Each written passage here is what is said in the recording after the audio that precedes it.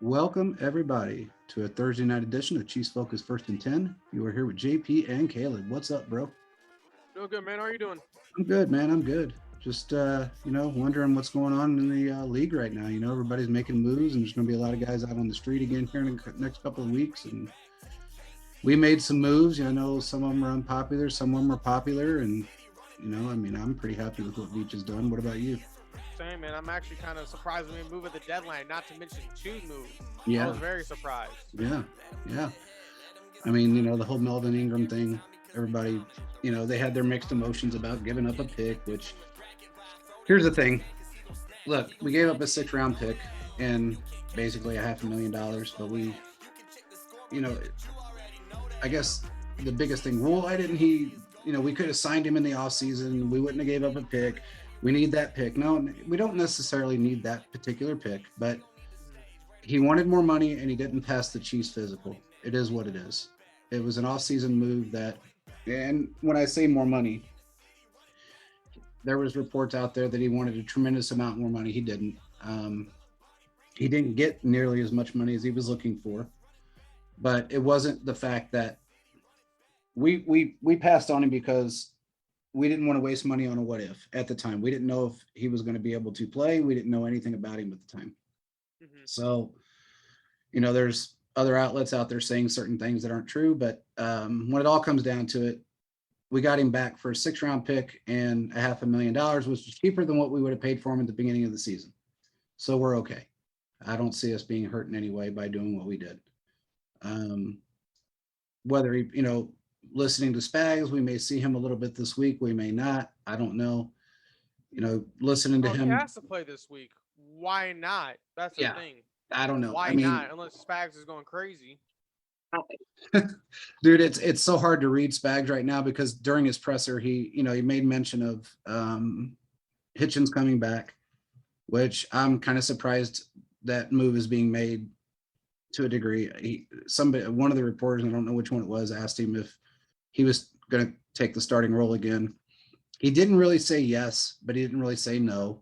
He basically said, well, they're both going to get playing time, him and Nick, some together. They're going to rotate in and out together. And then they're going to play together, so it's going to be more of a probably Hitches, with his experience and the fact that he is very intelligent on the field. He will get a lot of snaps, but I think he's going to be you're going to see Nick out there as well. I don't think anybody would allow him not to be on the field with as Well, much I just productivity as honestly, he's in had. my opinion, this is what you do, and this is just me. You keep Nick Bolton, you keep Willie Gay. We obviously seen our run game has been a lot better the last couple of games with them Yeah, in there. yeah, Our run game has been a lot better. You let Neiman and Hitchens figure it out. Because I feel like when we have Neiman and Hitchens in there, things become disrupted. Why break what you already have right now? yeah, Right now, Willie Gay, and as we know, Nate Bolton are the future when it comes to linebackers. They're two hard-hitting linebackers that will go to the hole and make a hit. yeah. They were not afraid to tackle at Derrick Henry. That No, proved to us everything we need to know. I only will be in favor of Hitchens plays if he starts in the place of Neiman.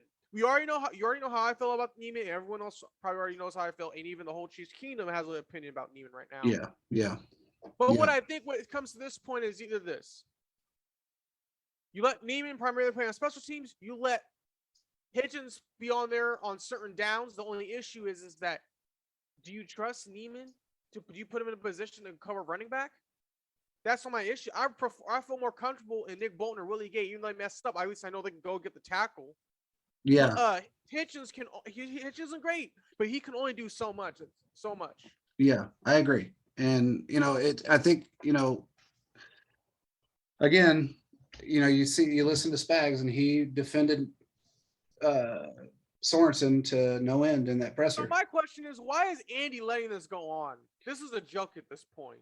I got to tell you, I don't think it's so much. It's more of a situation that Andy is not going to embarrass his coaches, and he's going to let them Well, talk, and he's no, going to let man. them say what they Well, have to say. that's fair, man. That's fair. But the issue you have, you're going to waste one of Mahomes' prime years, one of Tyrann Matthews' prime years, one of Tyreek Hill's prime years.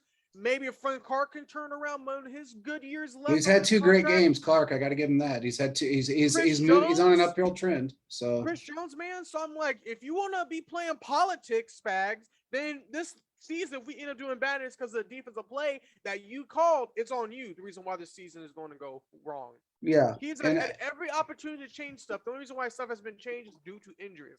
And for the life of me, I still don't understand why DeAndre Baker is still not out there on the field. It makes no sense whatsoever. Yeah, so that's depth chart mindset surprising. Seems like he's stuck in. He does not understand or know what he's really doing. It seems like. Well, and it's kind of comical because, and it was actually brought up, which is very strange. Weirdly enough, as much as we've said numerous times, he's stuck in the old days from, I don't know, week 2 on. He actually brought up in his presser, in the old days, you would do this, but now in this day and age, it's 2029. He got to figure it out. Yeah. So it was funny he said that because it's like, wow, okay, you were stuck in the old days with your depth chart and everything else that you live by, and now all of a sudden it's in the old days. But man, now you got to change it up. But I think he.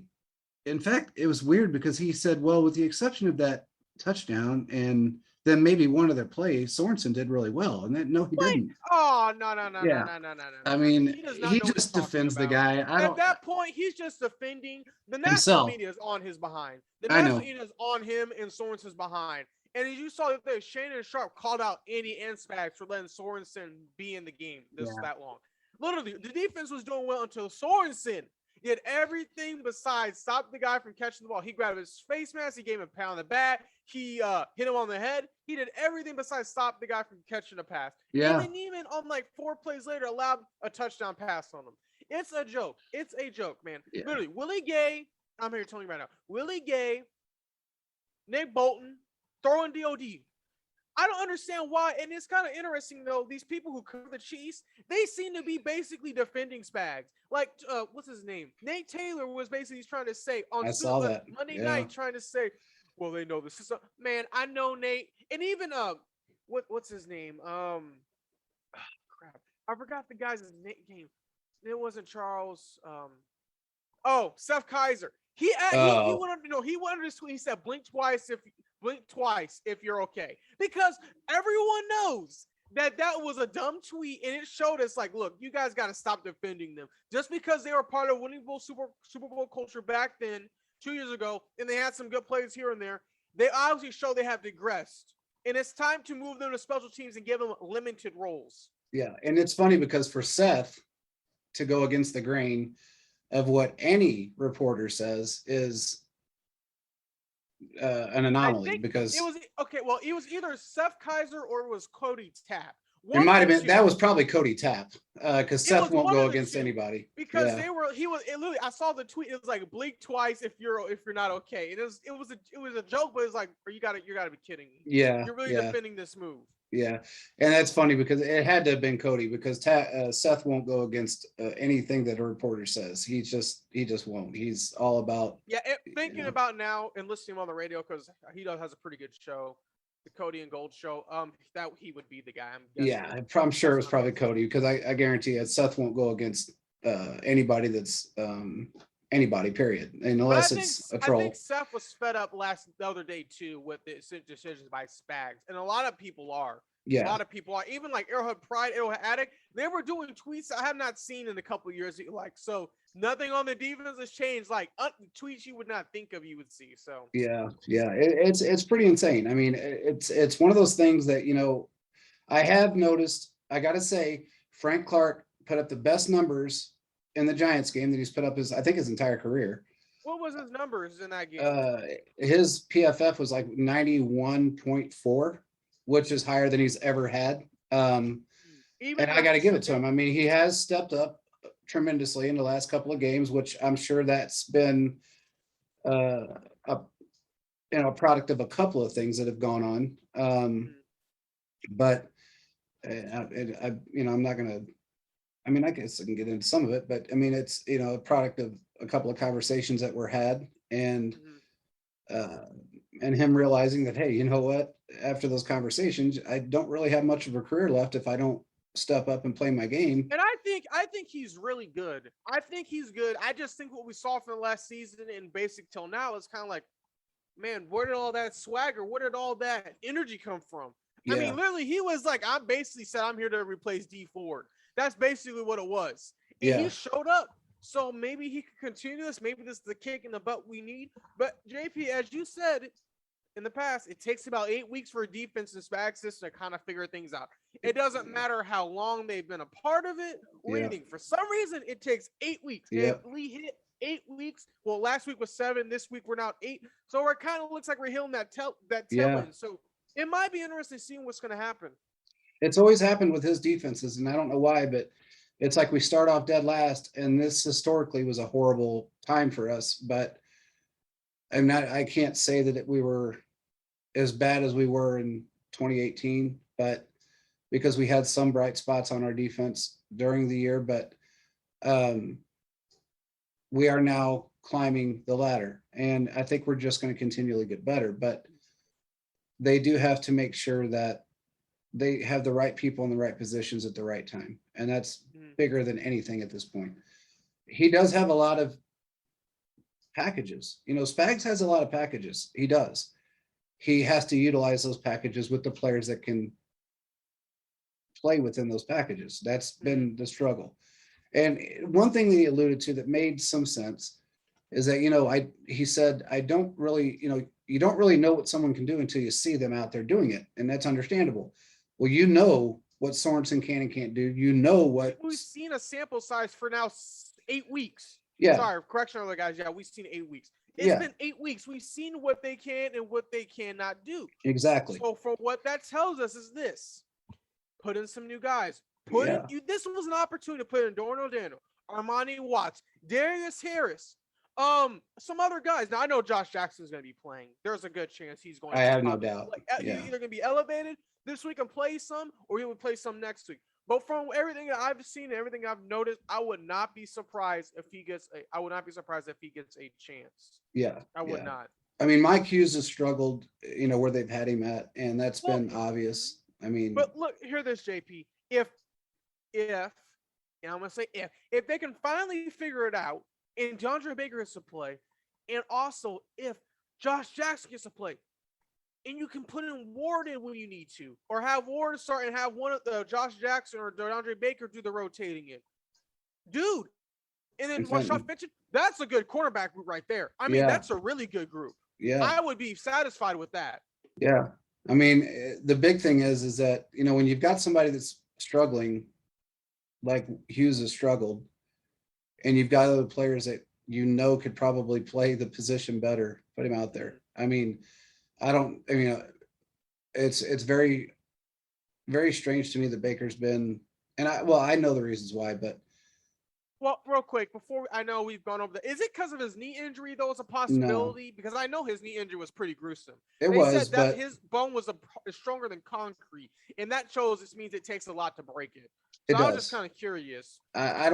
No, from what I've heard, no. I mean, he was active, I think it was week 1 and 2, if I'm not mistaken. And then he hasn't been active since. So he hasn't shown any. In fact, I think he's been in practice. So I don't know I do know what the issue is, but I don't know if there's a fix to that. One thing that I got to say that is, it's bugging me.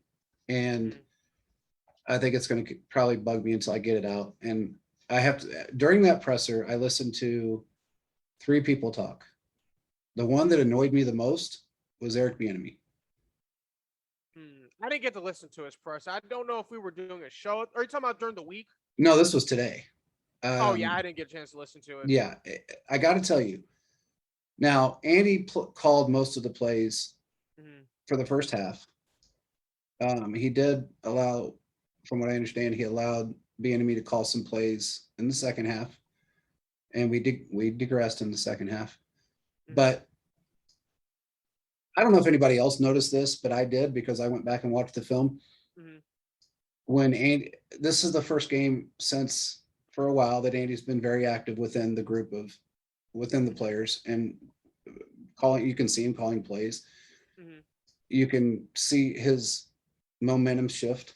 That's because he was out there calling plays, which he hasn't been doing. Now, what I noticed and I knew was coming